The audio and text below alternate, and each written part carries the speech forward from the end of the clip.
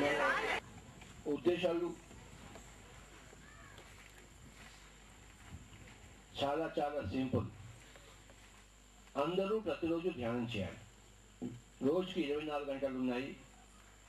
ఎవరి వయసు ఎంత ఉంటుందో అన్ని నిమిషాలు ఖచ్చితంగా కళ్ళు రెండు మూసుకోవాలి. ఎవ్రీ పర్సన్, ప్రపంచంలోని ప్రతి ఒక్కళ్ళు ప్రతిరోజు వేకువ స్థితిలో, జాగ్రత్త స్థితిలో కళ్ళు రెండు మూసుకుని కూర్చోవాలి, ధ్యానం చేసి తీరాలి. First point. సెకండ్ పాయింట్, అందరూ శాకాహారులుగా ఉండాలి. థర్డ్ పాయింట్, అందరూ హాయిగా మరి జగపత్ బాబు గారు హాయిగా ఉండాలి. సినిమాలు చూసుకుంటూ, సినిమాలు చేస్తూ, యాక్షన్ చేస్తూ హాయిగా ఉండాలి. ఎందుకంటే హాయిగా ఉండడం కోసమే మనం జీవితం తీసుకున్నాం, ఏడవడం కోసం కాదు.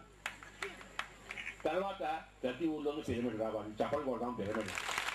మరి మన ప్రపంచానికి, ధ్యాన ప్రపంచానికి మొట్టమొదటి పిరమిడ్ ఇచ్చిన శ్రీ బివి రెడ్డి గారికి వస్తే గట్టిగా చప్పలు కొడదాం. అలాగే నేను బెంగళూరు వెళ్ళి మెడిటేషన్ చేశాను. నా ఎక్స్పీరియన్స్ అద్భుతం. ఫస్ట్ ఒక పాదం కనపడింది. ఆ పాదం ఏంటనేది నాకు అర్థం కాల. ఇలా మొహానికి ఇలా ఉంది పాదం. అది చుట్టూతా 360 డిగ్రీస్ తిరగటం మొదలైంది. క్లియర్గా కనపడి నాకు ఇంకా అంటే ఇక్కడి వరకు కనపడింది. ఏంటో అర్థం కాక దగ్గరికి పరిశీలిస్తే బాబా గారు.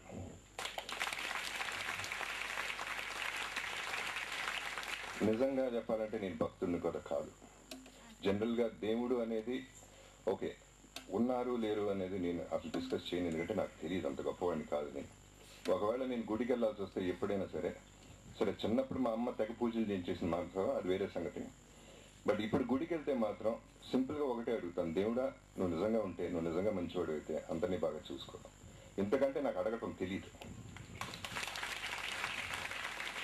అటువంటిది సాయిబాబా ఆయన అలా రావటం, ఆ కాల తర్వాత నేను రికగ్నైజ్ చేయటం, ఆయనతో జోకులు వేయటం, ఆయన తర్వాత పల్లెటూరులో బయట గట్టు లాంటిది ఉంటున్నారు, దాని కింద కూర్చుని గల్ల లుంగిలో ఉన్నారు. జనరల్గా నేను ఆయన అలా చూడలేదు. ఒక కాలు అట్ట వేసి ఆయనకు చూస్తున్నారు. ఏం బాబా చూస్తున్నారు, దీవించరా అంటే ఇలా దీవించేసి నడిచి వెళ్ళిపోయారు. ఆయన చాలా దూరం నడిచిలే, చాలాసేపు ఉన్నారు. అదొకటి చాలు. ప్రాక్టికల్ ఎగ్జాంపుల్ అంటే నేను సినిమాలు చేస్తున్నప్పుడు, జగపతి అనే సినిమా చేస్తున్నప్పుడు మీరు అందరూ చూసే ఉండొచ్చు టీవీలో కూడా. క్లైమాక్స్లో లాస్ట్ సీన్లో నన్ను పాతేస్తారు. పాతేసి చెక్కతో కొట్టేసి దానిపైన ఒక మండపం పెట్టి, ఆ సిచ్యువేషన్లో 3 నిమిషాలే మ్యాక్సిమం నేను ఉండగలను దాంట్లో. ఎందుకంటే ఆక్సిజన్ లేదు, సెల్ ఫోన్ కనెక్షన్ లేదు, ఏమీ లేదు. లోపలికి వెళ్ళిన తర్వాత ఏదో తేడా వచ్చి 3 నిమిషాలు దాటేసింది. దీని ముందు జరిగింది ఏంటంటే, పొద్దున్న 11:30కి ఎవరో ఒక ఆవిడ విజయవాడ నుంచి ఫోన్ చేసి మీరు బాగానే ఉన్నారా అని అడిగింది. బాగానే ఉన్నాను, ఏమైందన్నా. సరే ఏం లేదులేండి అని ఫోన్ పెట్టేసింది. ఆ తర్వాత ఇది జరిగింది. సో కంప్లీట్గా నేను చచ్చిపోయాను. ఆ టైంలో ఊపిరి ఆటలేదు, ఏమి చెయ్యాలి అనే ఆలోచనతో ధ్యానం, శ్వాస మీద ధ్యాస పెట్టి కేవలం ఆ నిమిషం అలా బ్రతికాను. ఇవాళ బ్రతుకున్నాను.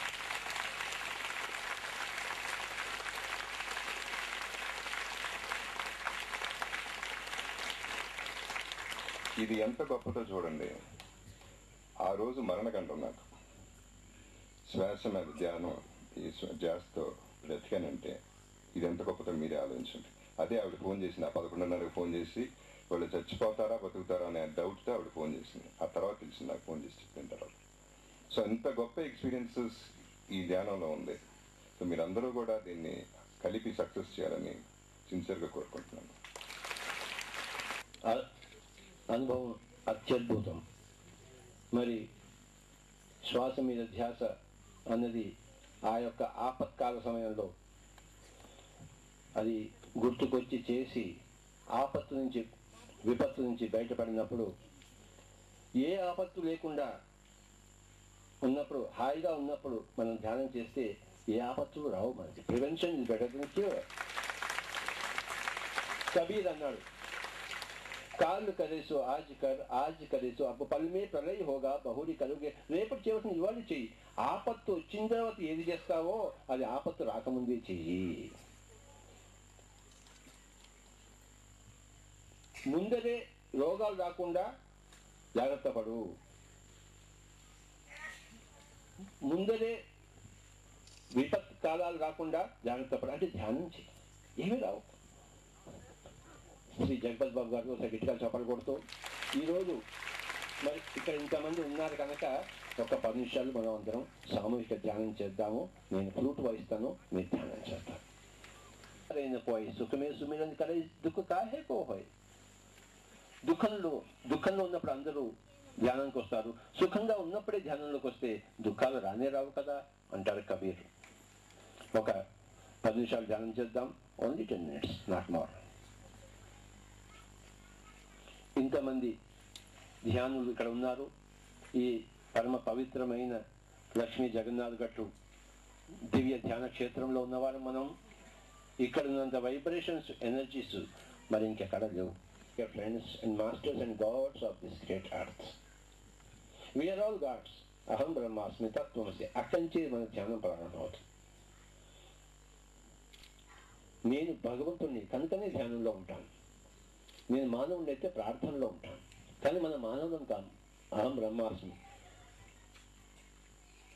కనుక మనం ఉండవలసింది ధ్యాన స్థితిలోనే. యోగస్థ కురు కర్మాణి.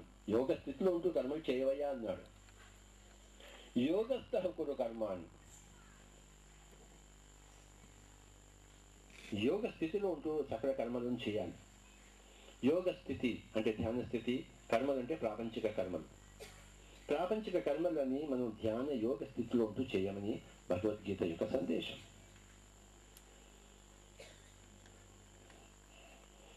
వాసాంసి జీర్ణాని యథా విహాయ నవాని గృహ్ణాతి నరోపరాణి తథా శరీరాణి విహాయ జీర్ణాని అన్యాని సంయాతి నవాని దేహి.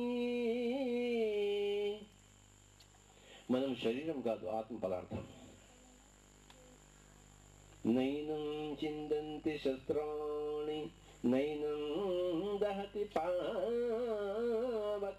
నైనం క్లేదయంత్యాపో న శోషయతి మారుతః.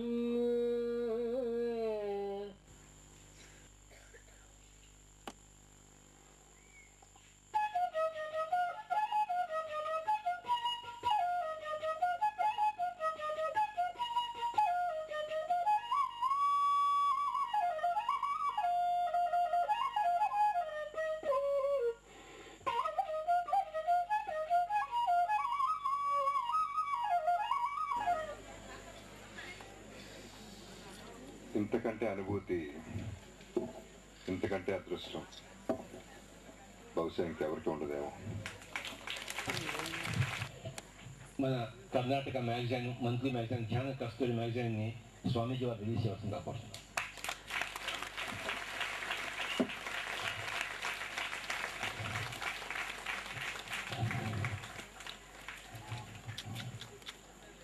ఒకసారి గట్టిగా చెప్పడం కోసం. ధ్యాన కస్తూరి మ్యాగజైన్ కర్ణాటక నుంచి ప్రతి నెల వస్తుంది. ఇది